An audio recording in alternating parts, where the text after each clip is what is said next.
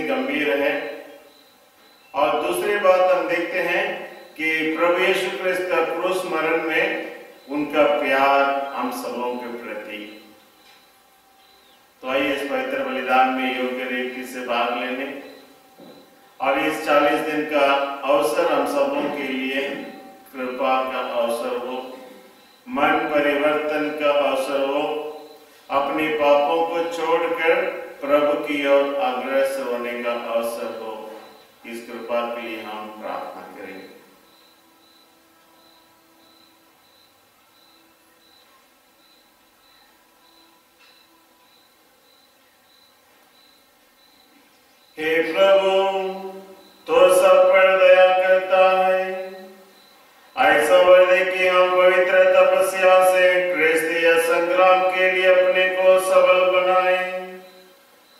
जब हम संसारिक बुराइयों से लड़ते हैं तो हमें संयम के साधनों से उनका सामना करने का बल दे। यह कृपा कर हमारे प्रभु और तेरे पुत्र यीशु क्रिस्त के द्वारा, जो ईश्वर होकर तेरे तथा पवित्र आत्मा के साथ युगानुयुग जीते और राज्य करते हैं।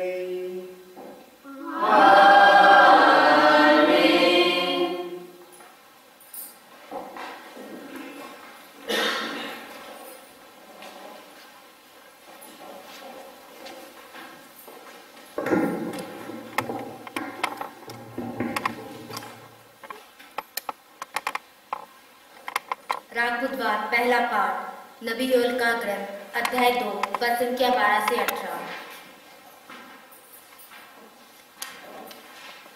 नबी योएल का ग्रंथ अध्याय 2 पद संख्या 12 से 18।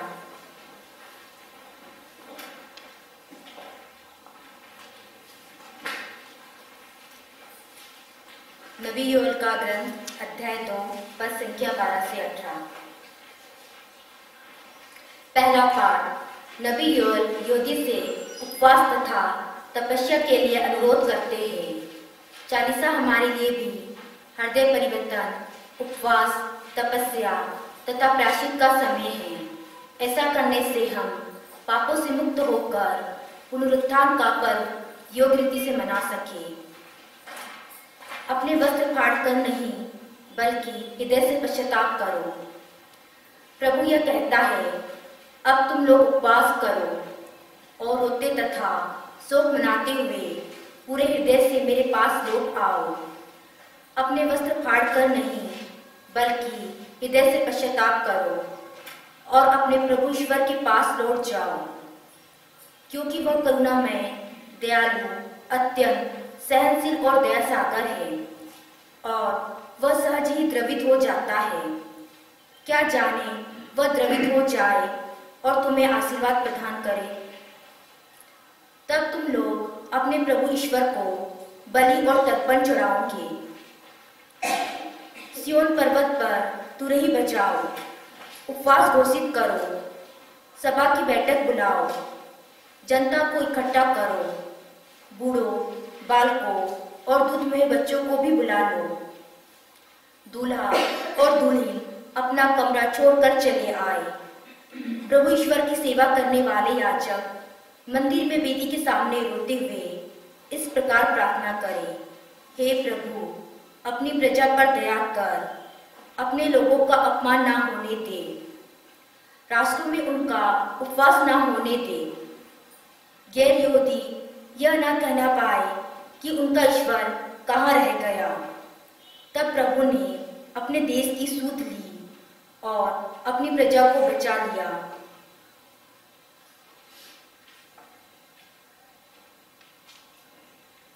यह प्रभु की वाणी है। वचन अनुवाक्य। हे प्रभु, दया कर, क्योंकि हमने पाप किया है। अनुवाक्य। हे ईश्वर, तू दयालु है, मुझ पर दया कर, तू दया सागर है। मेरा अपराध क्षमा कर, मेरी दुष्टता पूर्ण रूप से धो डाल, मुझ पापी को शुद्ध कर। अनुवाक्य। मैं अपना अपराध स्वीकार करता हूँ, मेरा पाप निरंतर मेरे सामने है। मैंने तेरे विरुद्ध पाप किया है, जो काम तेरी दृष्टि में बुरा है वह मैंने किया है। अनुवाक्य। हे ईश्वर, मेरा हृदय फिर शुद्ध कर और मेरा मन सुदृढ़ बना। अपनी सानिध्य से मुझे दूर ना कर और अपने पवित्र आत्मा को मुझसे ना हटा। अनुवाक्य। मुक्ति का आनंद मुझे फिर प्रदान कर और उदारता में मेरा मन सुदृढ़ बना। हे प्रभु, तू मेरे होठ खोल दे और मेरा कर्ण तेरा गुणगान करेगा। अनुवाक्य।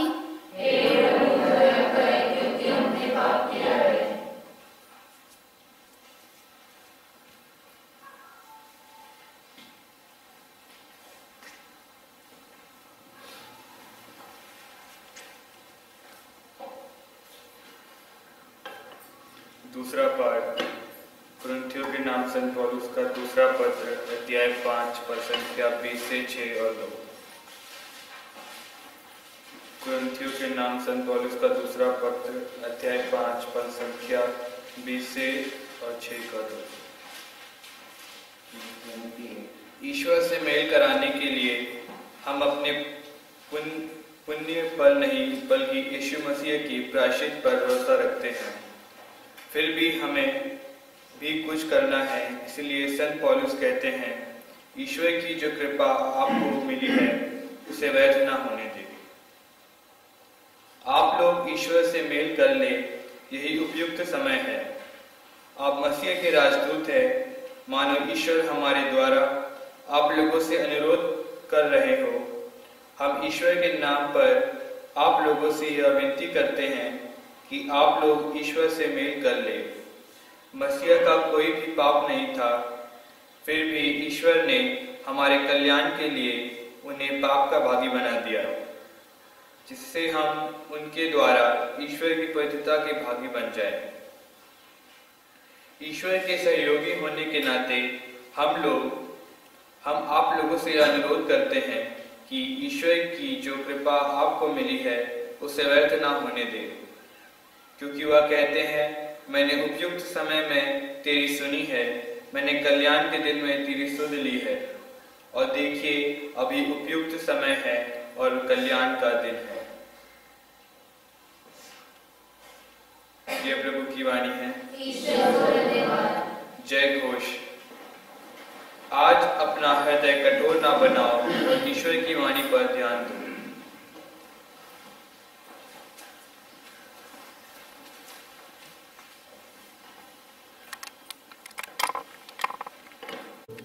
प्रभु आप लोगों के साथ हो। संत मत्ती के अनुसार पवित्र सुसमाचार। संत मत्ती अध्याय 6 वचन 1 से 6 तक और 16 से 18 तक। Gospel of St. Matthew chapter 6 verse 1 to 6 and 16 to 18। यीशु ने अपने शिष्यों से कहा, सावधान रहो, लोगों का ध्यान आकर्षित करने के लिए अपने धर्म कार्यों का प्रदर्शन नहीं करो, नहीं तो तुम अपने स्वर्गीय पिता के पुरस्कार से वंचित रह जाओगे। जब तुम दान देते हो तो इसका ढिंढोरा नहीं पिटवाओ। लोग सभागृहों और गलियों में ऐसा ही क्या करते हैं, जिससे लोग उनकी प्रशंसा करें। मैं तुमसे कह देता हूं, वे अपना पुरस्कार पा चुके हैं।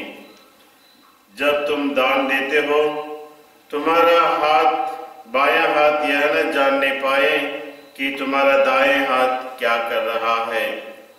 तुम्हारा दान गुप्त रहे, और तुम्हारा पिता जो सब कुछ देखता है तुम्हें पुरस्कार देगा। ढोंगियों की तरह प्रार्थना नहीं करो।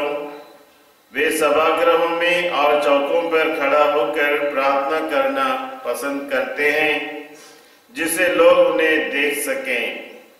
मैं तुम लोगों से कह देता हूं, वे अपना पुरस्कार पा चुके हैं। जब तुम प्रार्थना करते हो तो अपने कमरे में जाकर द्वार बंद कर लो और एकांत में अपने पिता से प्रार्थना करो। तुम्हारा पिता जो एकांत को भी देखता है तुम्हें पुरस्कार देगा। ढोंगियों की तरह मुंह उदास बनाकर उपवास नहीं करो। वे अपना मुंह मलिन कर लेते हैं, जिससे लोग यह समझे कि वे उपवास कर रहे हैं। मैं तुम लोगों से कह देता हूं, वे अपना पुरस्कार पा चुके हैं। जब तुम उपवास करते हो तो अपने सिर में तेल लगाओ और अपना मुंह धो लो, जिससे लोगों को नहीं, केवल तुम्हारा पिता को जो अदृश्य है यह पता चले कि तुम उपवास कर रहे हो। तुम्हारा पिता जो अदृश्य को भी देखता है तुम्हें पुरस्कार देगा। प्रभु का पवित्र सुसमाचार है।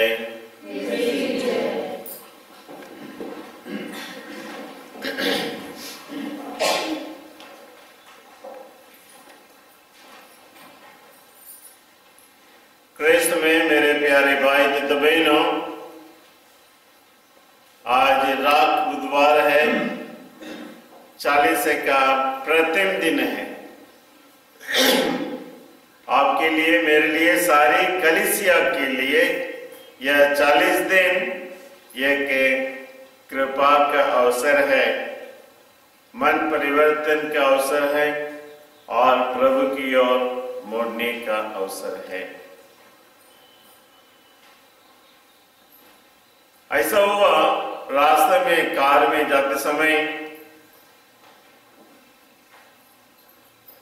उसको बहुत बड़ा दुर्घटना होती है, एक्सीडेंट, बड़ी गंभीरता से घायल हो जाता है जो गाड़ी चला रहा था। तो तुरंत लोग दौड़कर आते हैं और उसे बाहर करते हैं और पूछते हैं कुछ चोट तो ज्यादा नहीं लगी।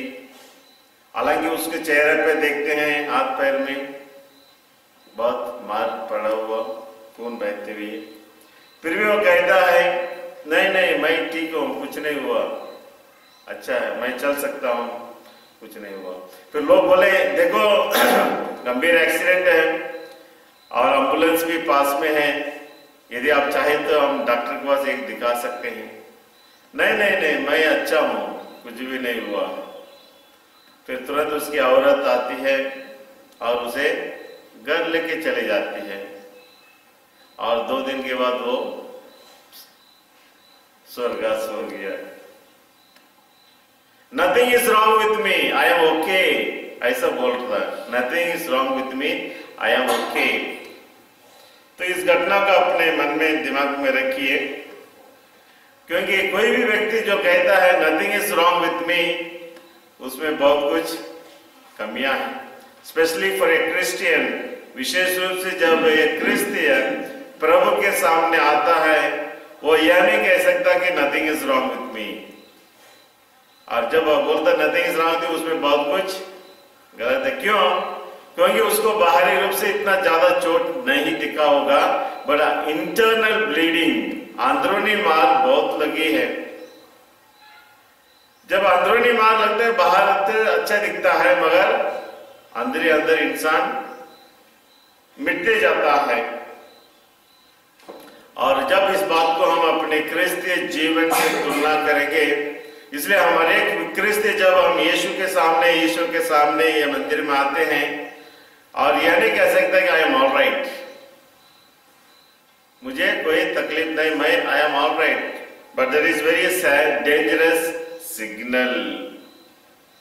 क्योंकि आज राग बुधवार का या लेंट, अंग्रेजी में कहते हैं लेंट, 40 का प्रथम दिन है। तो हम देखेंगे कि लेंट या 40 दिन का यह दिन हमारे लिए क्या महत्व रखता है। What is lent? ये 40 दिन का क्या महत्व है हमारे जीवन में, और इसके बारे में यीशु स्वयं हमें समझाते हैं। लेंट या 40 हमारे लिए क्या हो सकता है? लूकास के सुसमाचार अध्याय 18:9 में,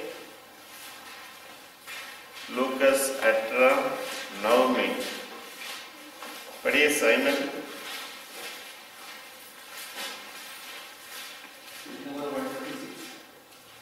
18:9 पढ़िए सर।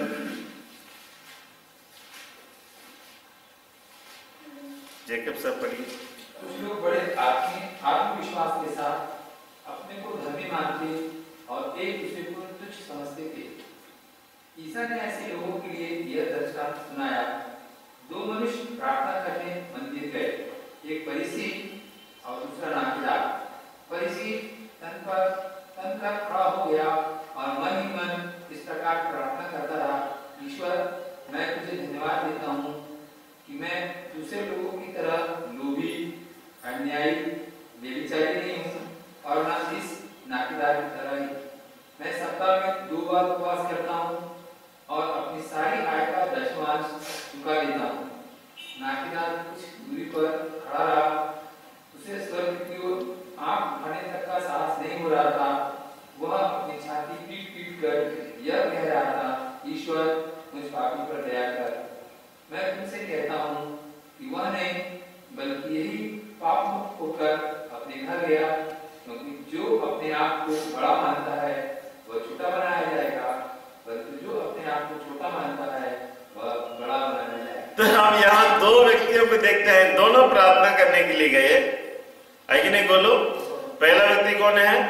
फरीसी और दूसरा नाकीदार। 2 व्यक्ति मंदिर गए, दोनों प्रार्थना करने के लिए गए। तो यहाँ एक व्यक्ति क्या कहता है, मैं नाकीदार के समान लोभी, अन्यायी, अत्याचारी, हर प्रकार के पाप उसके ऊपर टोप रहा था। और मैं फरीसी क्या कहता है, मैं हफ्ता में 2 बार उपवास करता हूं, मेरे कमाई का 10वांश बड़ी ईमानदारी से चर्च को देता हूं, और मैं सभी धार्मिक कार्यक्रम ईमानदारी से निभाता हूं, इसलिए ईश्वर तुमको धन्यवाद। और दूसरा नाकेदार क्या बोलता है, वो वास्तव में पापी है, बहुत से लोगों को लूटा है अपना जीवन बनाने के लिए, और जो भी कहा सच में हो सकता है उसके जीवन में, मन यह नाकेदार यीशु के सामने सर उठाकर देखने के लिए अपने आप को अयोग्य समझता है। क्यों? उसके दिल में यह बात मन में आई कि मैं पापी हूं, ईश्वर की ओर मुंह उठाने के लिए देखने के लिए मैं लायक नहीं हूं, इसलिए वह सच्चे पश्चाताप भरा दिल से मंदिर आता है और प्रार्थना करता है, प्रभु मैं पापी हूं, मुझ पर दया कर। और फरीसी उस एक्सीडेंट में मारे वाला व्यक्ति के समान, आई एम ऑल राइट, मुझे कोई तकलीफ नहीं है, आई एम ऑल राइट, मगर उसको अंदरूनी ब्लीडिंग है उसको नहीं मालूम।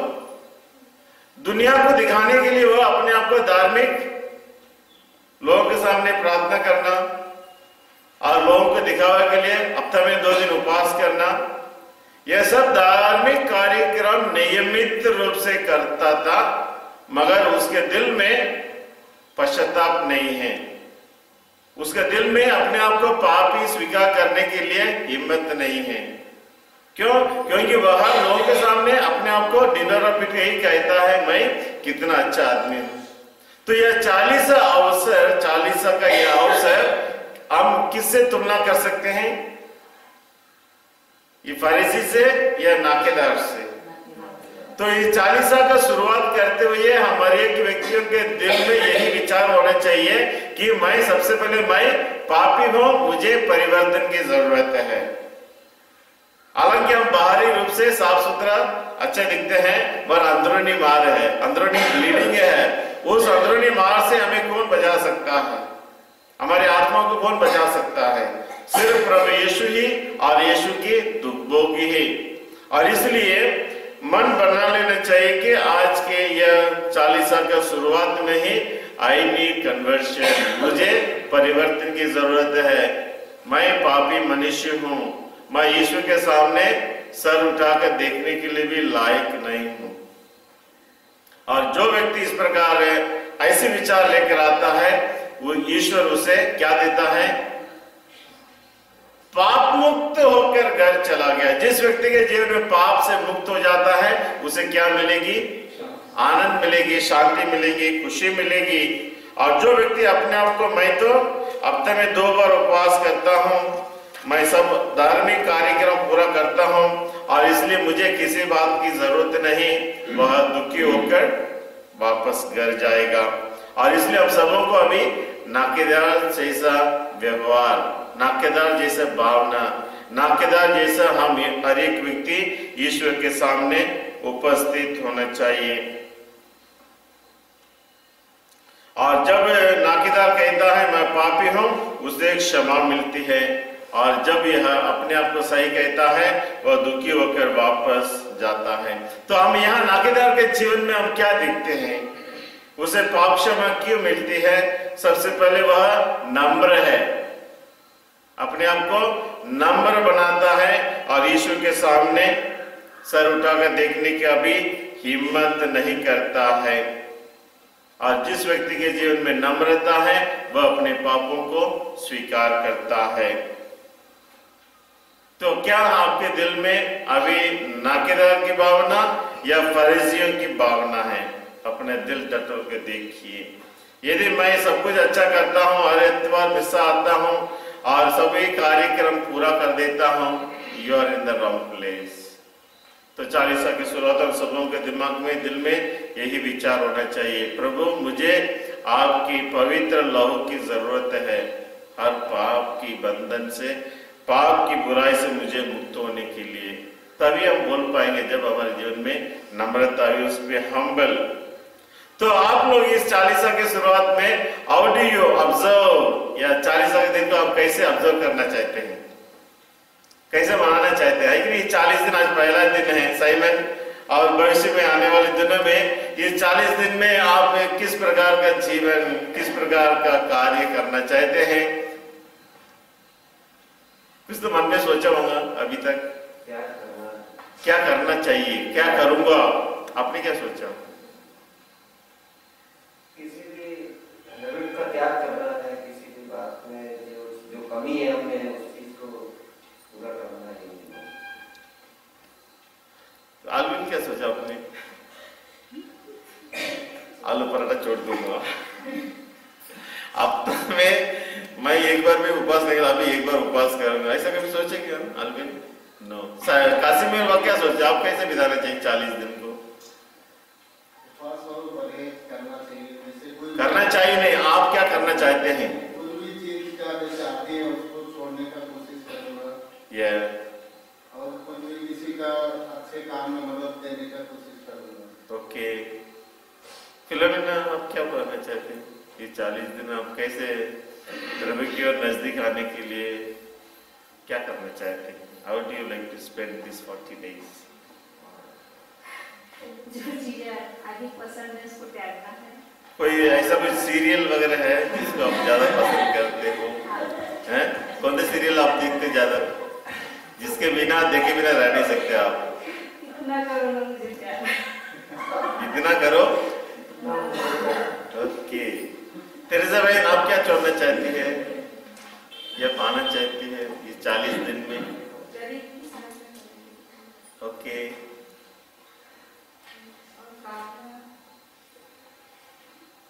और शारदा जी आप क्या करना चाहती है 40 दिन में?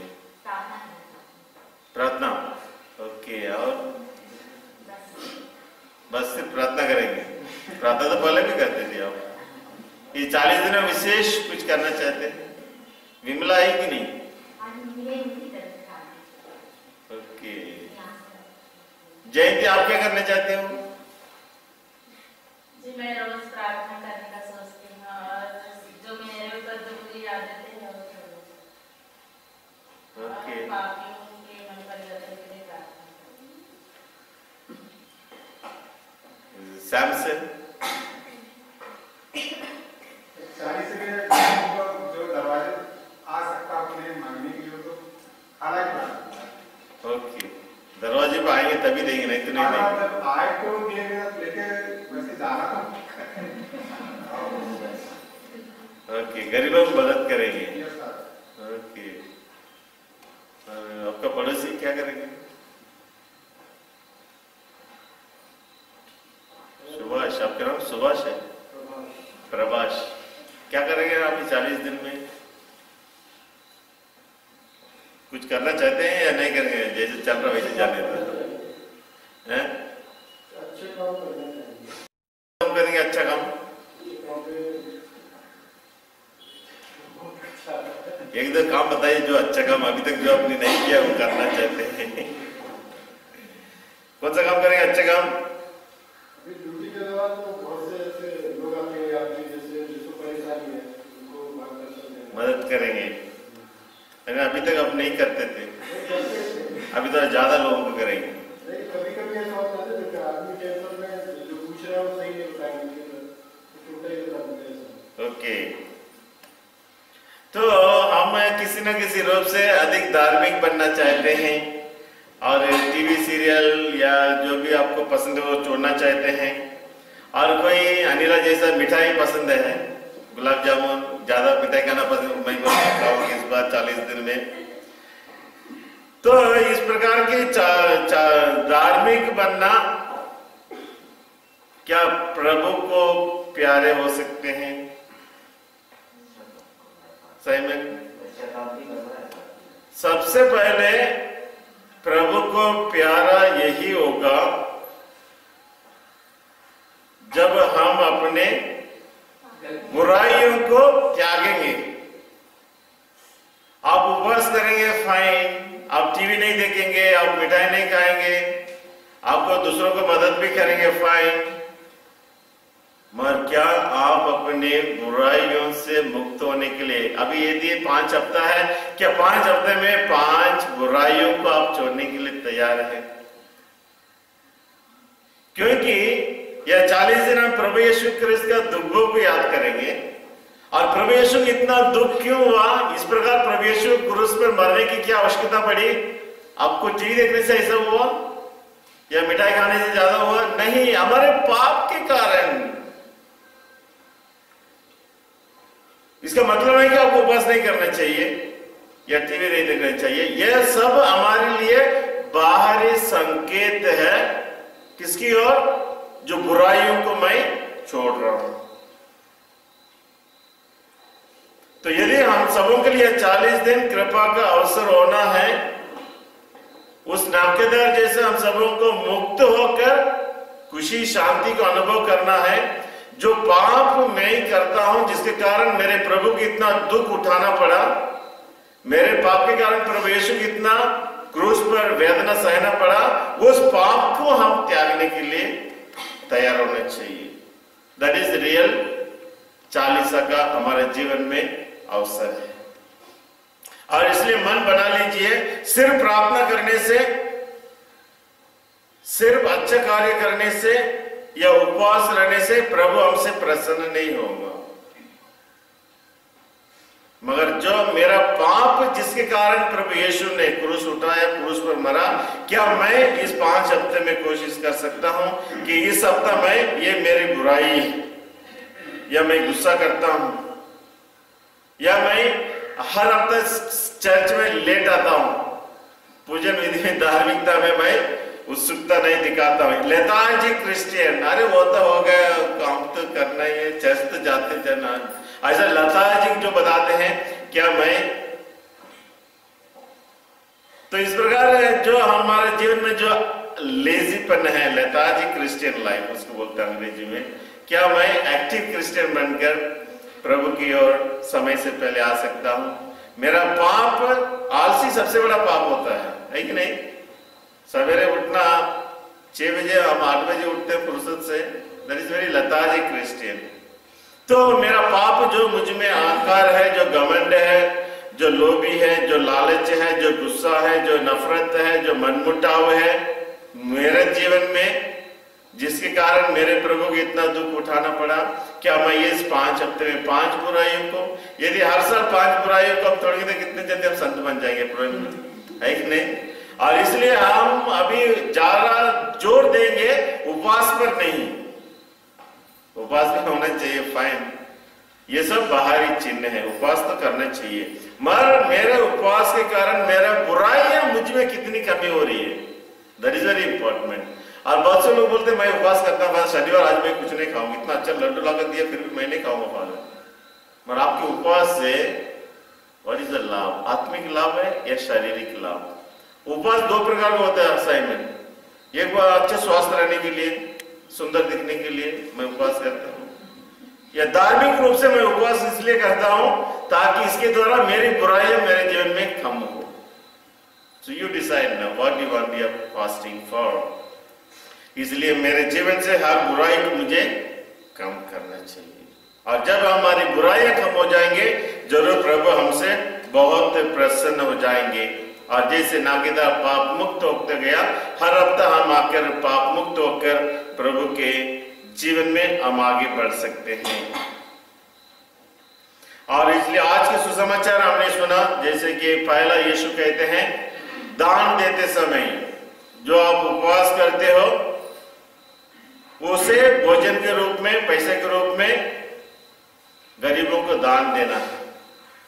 गरीबों को दान देना, मगर जब दरवाजे पर आएंगे चाबी नहीं, ये हमारा क्रिश्चियन धर्म के बीच में छिपा हुआ है। हर धर्मी इस स्वाभाविक रूप से ना बोलने के लिए नहीं रुकता है, जाओ मदद करो उसको, मगर हमें तलाश करना है, ढूंढना है मैं किसे, दैट इज रियल रिलीजन। सच्चा क्रिश्चियन धर्म जिस व्यक्ति के दिल में है, ही डज नॉट वेट दूसरों को मेरे दरवाजे आगे खटखटाएंगे भैया कुछ दे दो, नहीं, क्योंकि वह धर्म हमारा इतनी गहराई में छिपा हुआ है। जो मैंने उपवास किया, फास्टिंग किया, या मुझ में जो कुछ है उसे गरीबों को ढूंढ कर जाकर देना है। और जब देते हो दूसरों का प्रशंसा के लिए नहीं या सम्मान के लिए नहीं, तारीफ के लिए नहीं, मगर ईश्वर हमारे दिल को जानता है मैं किस मोटिव से, किस मतलब से दान देता हूं, मेरी प्रशंसा के लिए या लोगों की भूख जरूरतें मिटाने के लिए, पूरा करने के लिए। और इसलिए हमारा दान ऐसा हो जो दिल से गरीबों की या जरूरतमंदों की या भूखों की भूख मिटाने के लिए, जरूरतमंदों की जरूरतें पूरा होने के लिए ईश्वर जानता है। जब हम इस प्रकार सच्चे धर्म से प्रेरित होकर दान करते हैं, फिर हम अपने दरवाजे पर लोगों को आने के लिए रास्ता नहीं देखेंगे। और इसलिए सूक्ति ग्रंथ में हम पढ़ेंगे अध्याय 11-24 में, सूक्ति ग्रंथ अध्याय 11-24 में दान के बारे में बताया गया है। सूक्ति ग्रंथ 11-24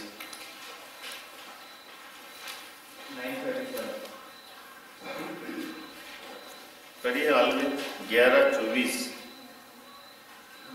जो दाता से दान देता वह और धनवान बनता, जो कृपा दान से देता वह दरिद्र बनता है। अब बोलिए, जो उदारता से दान देता है वह और धनवान बनता है, जो कृपणता से देता है वह दरिद्र बनता है। और आगे चल बढ़ते, उदार व्यक्ति संपन्न होते जाता है और जो दूसरों को पिलाता है उसे भी पिलाया जाएगा। तो यहाँ वचन कहता है दान देते समय धनवान देने से उसका धन कम नहीं होता है, वचन कहता है और धनवान बन सकते हैं। ये ईश्वर की आशीष है। जब हम उदारता से दिल से दान देते हैं हमारे जेब से जरूर जाएगा, मगर डबल वापस हमारे जीवन में आ जाएगी। यह ईश्वर की आशीष है। और इस व्यक्ति वही व्यक्ति करेगा जो सच्चे धर्म से प्रेरित है। वही सूक्ति ग्रंथ 19:7 में हम पढ़ेंगे, 19:7 19:7 में। जब दरिद्र के सभी भाई उसकी उपेक्षा करते हैं तो उसके मित्र उससे कन्नी क्यों नहीं काटेंगे? वह उन्हें पुकार पुकार कर बुलाता है किंतु वे उसके पास नहीं रुकते। आगे चल के आगे और एक वचन पढ़ेंगे, स्तोत्र ग्रंथ 41:2। स्तोत्र ग्रंथ 41:2।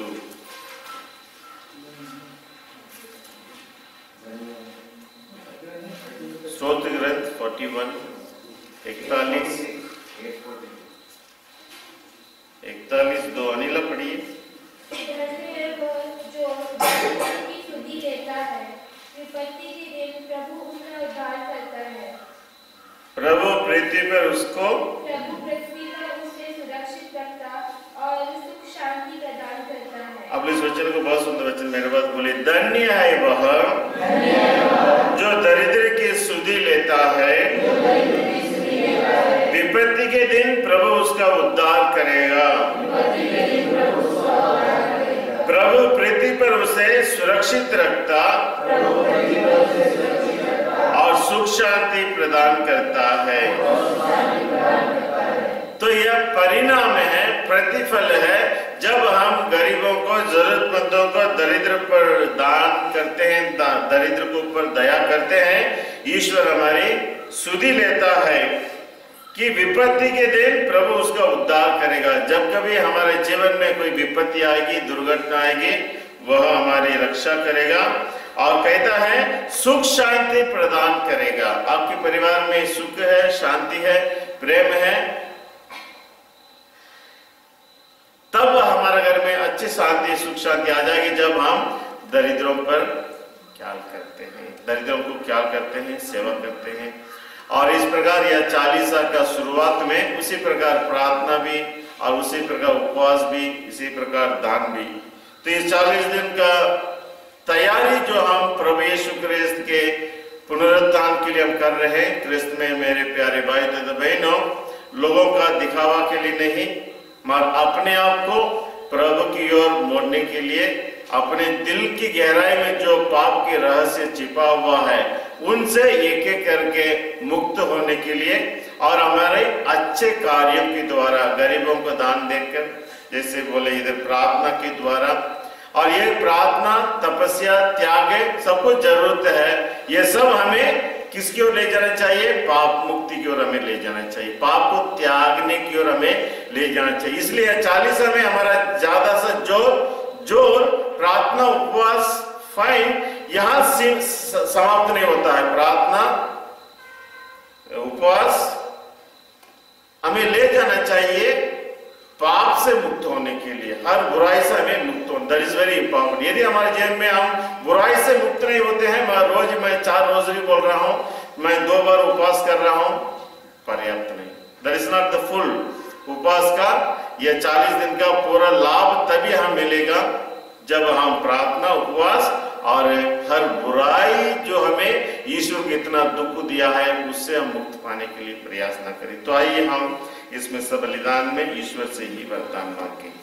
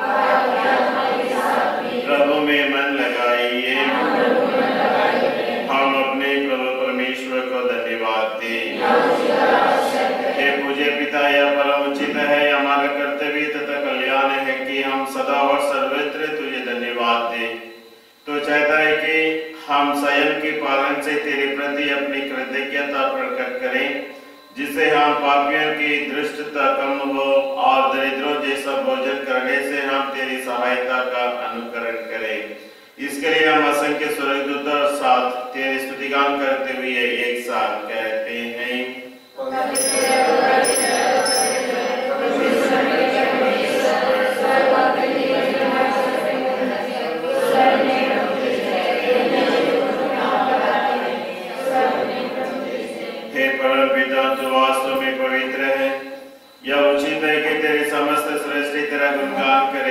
कि अपने पुत्र हमारे प्रभु यीशु ख्रिस्त के द्वारा पवित्र आत्मा की शक्ति से तो सभी प्राणियों को जीवन तथा पवित्रता प्रदान करता है, तो सब युगों में अपनी प्रजा एकत्र करता है कि दशों दिशाओं में दिन रात तुझे निर्मल बलि चढ़ता रहे। इसलिए हे पिता, हम तेरी दीन प्रजा तुझसे निवेदन करते हैं, हमारा पवित्र आत्मा की शक्ति से दयापूर्वक पवित्र कर कि यह तेरे पुत्र हमारे प्रभु यीशु ख्रिस्त का शरीर तथा रक्त बन जाए। उन्हीं की आज्ञा से हम यूकरिस्त का यह समारोह मना रहे हैं।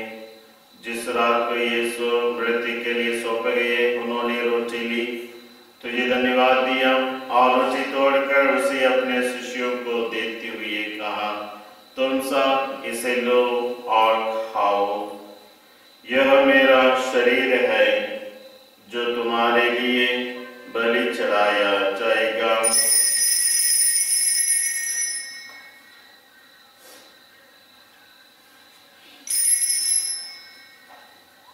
इसी भांति भोजन के बाद उन्होंने कटोरा लिया, तुझे धन्यवाद दिया और उसे अपने शिष्यों को देते हुए कहा, तुम सब इसे लो और पियो, यह मेरे रक्त का कटोरा है, नवीन और अनंत व्यवस्थान का रक्त, जो तुम्हारे और बहुतों के पापों की क्षमा के लिए बहाया जाएगा।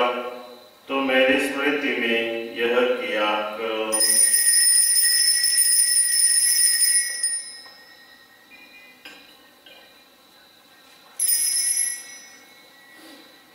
यह है हमारे विश्वास के रहस्य।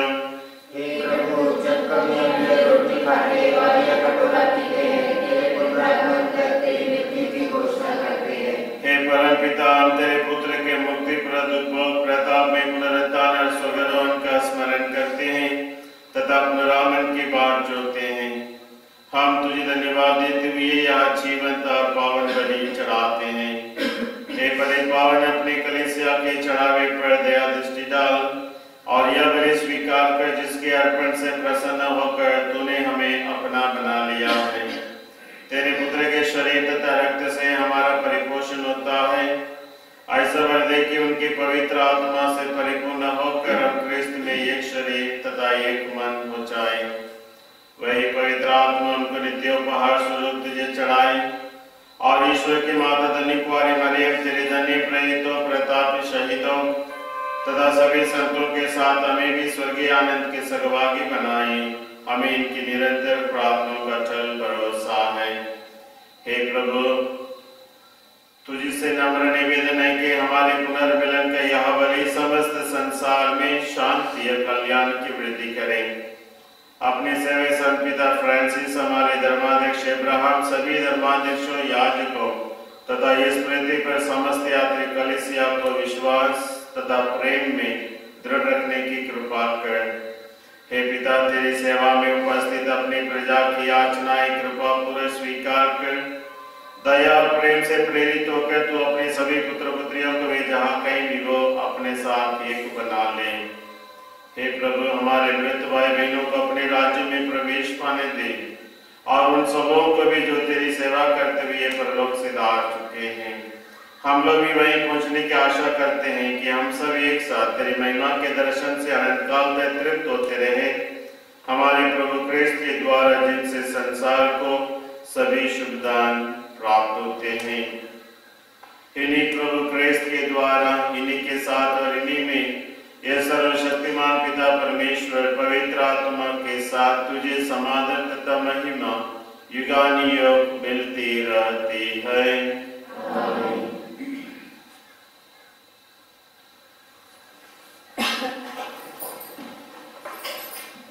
आइए हम सब मिलकर दया सागर पिता से प्रार्थना करें, जैसे प्रभु ने हमें सिखाया है। हे पिता हमारे जो स्वर्ग में है,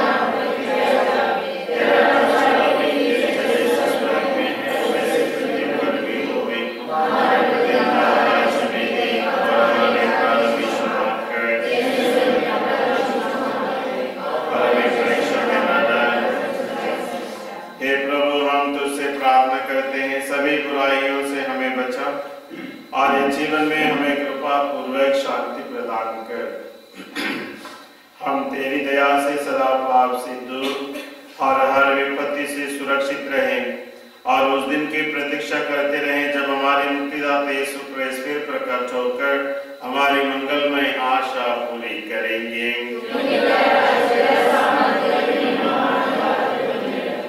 हे प्रभु यीशु क्रिस्त, तूने अपने प्रेरितों से कहा है, मैं तुम्हारे लिए शांति छोड़ जाता हूँ, अपनी शांति तुम्हें प्रदान करता हूँ। तो हमारे पापों पर नहीं, अपनी कलीसिया के विश्वास पर दृष्टि डाल और उसे शांति तथा एकता प्रदान कर तू गानी जीता और राज्य करता है। प्रभु की शांति आप लोगों के साथ हो। हम परस्पर प्रेम भाव रखें।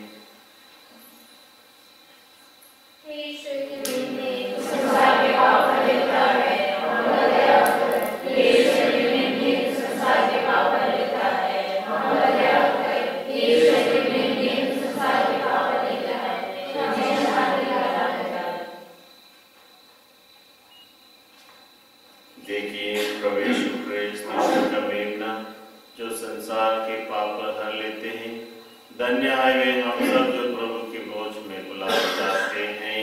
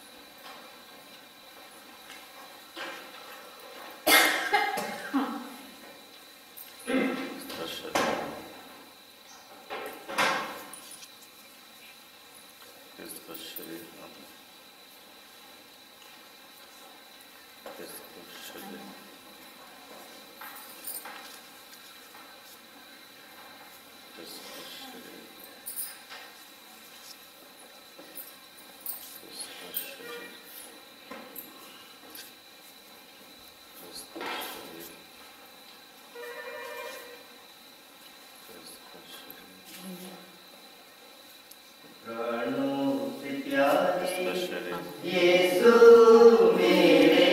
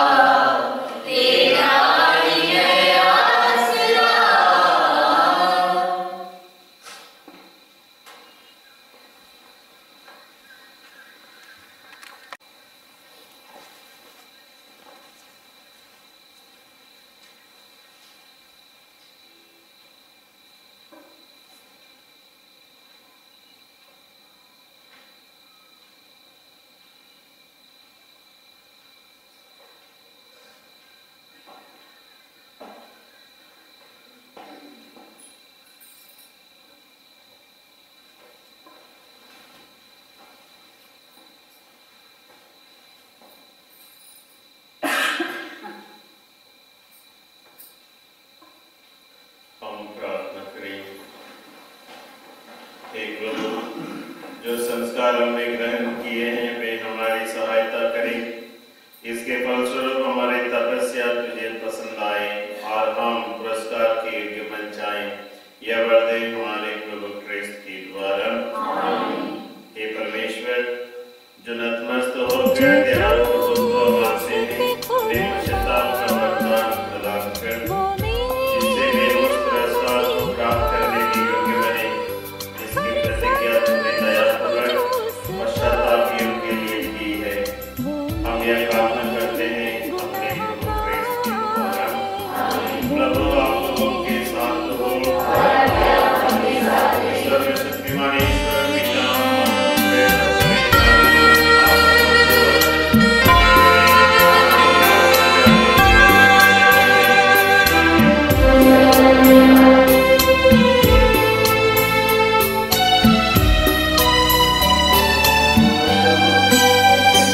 इस दुनिया